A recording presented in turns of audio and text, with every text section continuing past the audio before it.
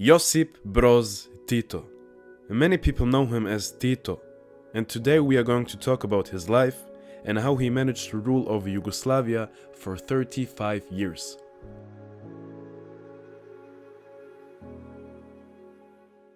Born in a small village in Croatia, a small village named Kumrovec, he grew up as an ordinary mechanic.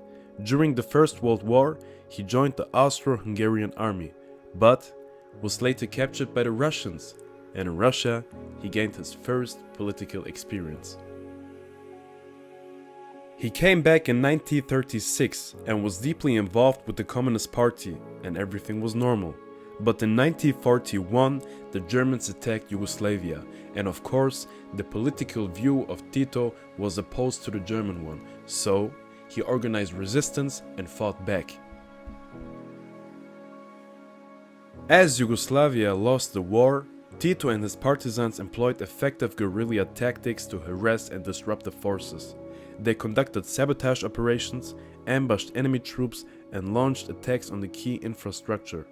Their knowledge of the local terrain and support from the civilian population were crucial to their success. As the resistance movements were successful, Yugoslavia was freed. Germany lost the war, and there was a question who will gonna be the new president and the leader of the Yugoslav people. Tito's leadership and personal charisma were central to the partisan movement. He became a symbol of resistance and hope for many Yugoslavs. His ability to inspire and mobilize people from diverse backgrounds was crucial in maintaining the cohesion and effectiveness of the partisan forces. And Tito had a dream, a Yugoslav identity. Yugoslavia had one problem. It was a multi-ethnic and multi-religious state comprising Serbs, Croats, Slovenes, Bosniaks, Macedonians, Montenegrins, and others. These groups had distinct cultural, religious, and historical backgrounds, leading to tensions and difficulties in creating a cohesive national identity. The reason for these cultural differences is history. Many empires ruled over the Balkans, and because of this melting pot, the nations distinguished itself from one another. But Tito saw a lot of potential. They are all speaking almost the same language, and despite all the odds, have a lot of similarities. Despite these challenges, Tito managed to establish a relatively stable and unified Yugoslavia for several decades, implementing a unique form of socialism and pursuing a policy of non-alignment during the Cold War.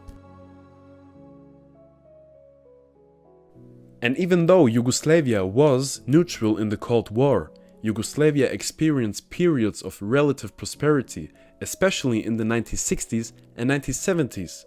Tito's policy of self-management socialism, combined with a degree of economic openness, led to a higher standard of living compared to other Eastern Bloc countries. There was a high level of employment, and the state provided job security. Many people worked in state-owned enterprises and cooperatives. The government provided extensive social services including healthcare, education, and housing. Many Yugoslavians benefited from the state-funded programs and affordable living costs. And because Yugoslavia was neutral during the Cold War, Yugoslav citizens enjoyed visa-free or visa-on-arrival access to many countries around the world, particularly within the socialist bloc and non-aligned nations. This facilitated travel for tourism, business, and cultural exchanges. And Yugoslavia had good relations. And because of that, Yugoslavia maintained a wide network of diplomatic missions and embassies worldwide. This presence helped Yugoslav citizens abroad by providing consular assistance and support when needed. During the Cold War, the Yugoslav passport was unique in allowing its holders to travel freely between both East and West Germany. And there's this one movement everyone forgets about, no one mentions it, the non-alignment movement. Tito was one of the leaders of the non-alignment movement. This movement was opposing the idea of being a satellite state in the political world during the Cold War. The goal? no affiliating with the US nor the USSR. The first conference was held in Belgrade in 1961. Some participants were India, Egypt, and Indonesia. The main values of this movement were promoting peace, cooperation, and respect among nations. The main topics in Belgrade were national independence, peaceful coexistence, economic development, and most important, disarmament. This movement had success. It provided a voice for developing countries, promoted independence, mediation and peace, and economic cooperation. But there were also challenges. It had a diverse membership, just like the BRICS today. For example, different political views, and the US and the USSR often influenced the members of this movement. But they all had one goal: independence from superpowers. However, after the United States won, the importance of this movement decreased, and after Tito's death, Yugoslavia was nearly powerless. But Tito showed the world powers a last stand in the Cold War with this charismatic leadership, and at that time, you all know how many enemies you would upset with these actions. And of course, his peak was the trouble with Stalin. He was the one who opposed too much control from Moscow. Stalin was furious about it. Stalin even sent killers to Tito. No one was successful. What did Tito say? "Stop sending people to kill me. We've already captured 5 of them. 1 of them with a bomb and another with a pistol. If you don't stop sending killers, I'll send 1 to Moscow and I won't have to send a second." Tito wanted autonomy from Stalin because Stalin wanted all communist states to align with conditions from Moscow. However, Tito opposed this imperialist idea and risked to be under attack from Stalin. Tito was smart and received aids from the West because he saw that the Yugoslav people had more in common with the West than with the East. He took advantage of the trouble the US and the USSR had.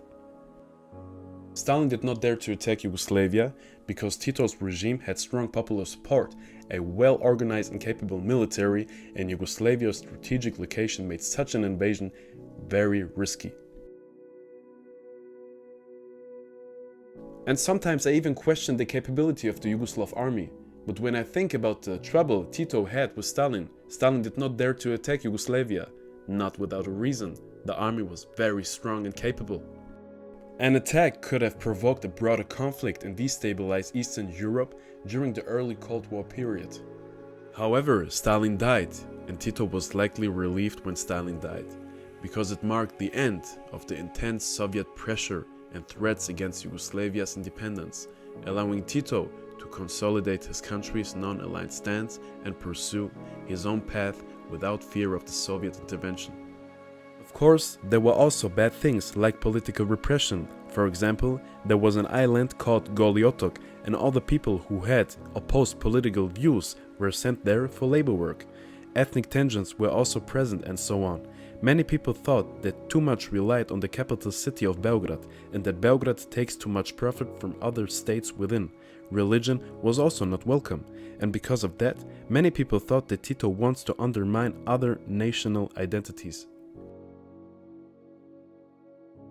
Tito's dream of Yugoslav identity was fulfilled for 35 years.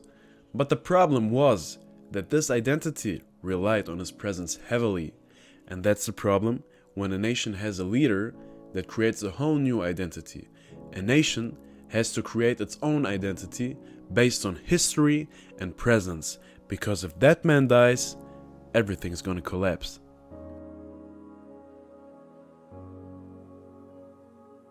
However, he was successful to create 30 years of unity and stability. Yugoslavia was respected, so much respected that Tito indeed was the only one to ever smoke in the White House.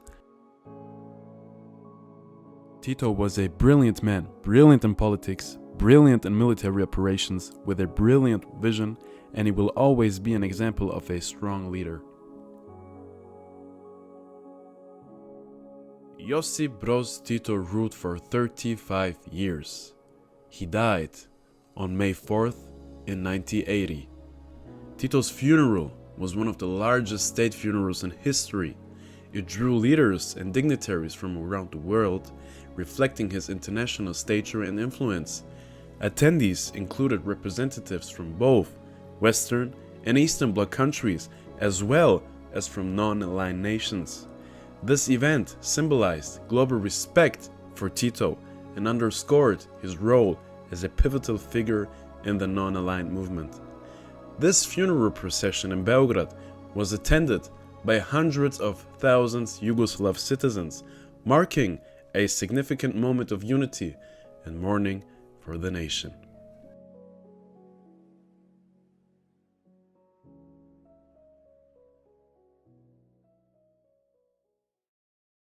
Thank you all for watching, and Tito has one more thing to say. Ovdje i u čitavoj našoj borbi nije se pitalo ko je Srbin, ko je Hrvat, ko je Crnogorac, ko je Makedonac, ko je musliman. Svi smo mi bili jedno.